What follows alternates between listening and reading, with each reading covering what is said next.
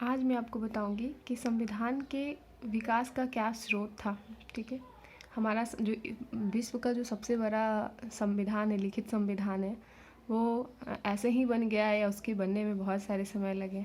इसके बनने के पीछे बहुत सारे कारक हैं। ये एक व एक नहीं बन गया इतना बड़ा संविधान। ठीक है, तो आप लोग को पता ही होगा कि 1600 में ईस्ट इंडिया कंपनी भारत में आई थी शासन करने, ये व्यापार करने के लिए, लेकिन व्यापार के माध्यम से वो धीरे धीरे शासन करना शुरू कर दी। ठीक है, और फिर जब ब्रिटिश क्राउन को पता चला कि ईस्ट इंडिया कंपनी यहाँ व्यापार करने आई थी और व्यापार करने के माध्यम से वो भारत के प्रशासन की डोर अपने हाथ में संभाल रही है, तो फिर ब्रिटिश क्राउन ने ईस्ट इंडिया कंपनी को क्या किया, अपने अंतर्गत ले लिया। जो भी उसके प्रशासन की नीतियाँ थी, ब्रिटिश क्राउन ने अपने अंतर्गत ले लिया। तो जो हमारा भारत का संविधान है, उसके संवैधानिक विकास दो तरीके से हुए। एक तो ईस्ट इंडिया कंपनी के अंतर्गत हुआ और दूसरा ब्रिटिश क्राउन के अंतर्गत हुआ। ईस्ट इंडिया कंपनी के अंतर्गत 1773 से लेके 1893 के जो भी एक्ट हैं वो ईस्ट इंडिया कंपनी के अंतर्गत आते हैं, और ब्रिटिश क्राउन के अंतर्गत 1858 से लेके 1947 तक। इस समय बहुत सारी नियम कानून बने। तो हमको देखना है कि 1773 का रेगुलेटिंग एक्ट हमारे संविधान में विकास में क्या भूमिका निभाया है। तो इस 1773 का जो रेगुलेटिंग एक्ट है, उस समय ब्रिटेन के जो प्रधानमंत्री थे वो लॉर्ड नॉर्थ थे। तो उनको एक गोपनीय समिति थी जिन्होंने सिफारिश की 1773 के एक्ट को। तो लॉर्ड नॉर्थ ने 1773 के एक्ट को रेगुलेटिंग एक्ट की संज्ञा दी। ठीक है, और कंपनी के प्रशासन की देखरेख के लिए लंदन में दो संस्थाएं भी उस समय स्थापित किए गए, जो एक था निदेशक मंडल और दूसरा था हितधारकों का मंडल।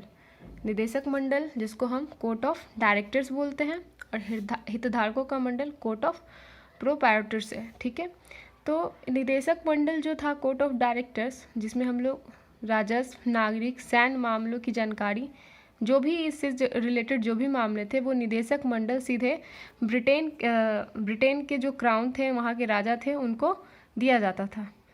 और 1773 की खास बात यह है कि उस समय गवर्नर को गवर्नर जनरल बना दिया गया। जो बंगाल के गवर्नर थे उनको क्या बना दिया गया, गवर्नर जनरल बना दिया गया। इसके तहत जो प्रथम गवर्नर जनरल हुए वो हुए वॉरेन हेस्टिंग्स। बंगाल के जो प्रथम गवर्नर जनरल हुए वो कौन हुए, वॉरेन हेस्टिंग्स। और इनको देखने के लिए 4 सदस्यीय कार्यकारिणी परिषद का गठन किया गया। और आगे चलकर फिर देखेंगे 1784 में कि जो ये 4 सदस्यीय कार्यकारिणी परिषद है, ये 3 सदस्यीय में बदल जाता है। ठीक है, और इसका एक और महत्वपूर्ण घटना है कि उस समय बंगाल, मद्रास और बम्बई 3 जगह के गवर्नर थे। तो बंगाल के गवर्नर के अधीन मुंबई और मद्रास के गवर्नर को क्या किया, बंगाल के गवर्नर के अधीन कर दिया गया। ये भी क्वेश्चन पूछा जाता है कि कौन से गवर्नर के अधीन कौन कौन से गवर्नर को कर दिया गया। तो मुंबई और मद्रास के गवर्नर के अधीन को किसके अधीन कर दिया गया, बंगाल के गवर्नर के अधीन, यानी कि मेन इनको बना दिया गया। और प्रथम बंगाल के गवर्नर जनरल कौन थे, वॉरेन हेस्टिंग्स। फिर 1773 में ही 1773 के एक रेगुलेटिंग एक्ट के तहत 1774 में ही कलकत्ता में एक उच्चतम न्यायालय यानी सुप्रीम कोर्ट की व्यवस्था की गई प्रथम बार, जिसके मुख्य न्यायाधीश एलिजा एम्फे थे, और इनके साथ 3 और सदस्य भी थे। जैसे होता है मुख्य न्यायाधीश और अन्य न्यायाधीश, तो 3 अन्य न्यायाधीश भी थे। देखा जाए तो अभी ऐसे देखें तो वर्तमान में जो मुख्य न्यायाधीश हैं वो DY चंद्रचूड़ हैं, जो 50वें मुख्य न्यायाधीश हैं। और इनके जो पिता थे VY चंद्रचूड़, उनसे एक रिलेटेड संबंधित बात यह है कि वो सबसे ज़्यादा कार्यकाल संभालने वाले मुख्य न्यायाधीश थे, VY चंद्रचूड़। और इसमें एक और महत्वपूर्ण बात है कि इस समय ईस्ट इंडिया कंपनी को उपहार और रिश्वत और निजी व्यापार करने पर प्रतिबंध लगा दिया गया। और इससे रिलेटेड जो भी बातें होती थी वो निदेशक मंडल सीधे किसको भेजता था, क्राउन को मिलता था।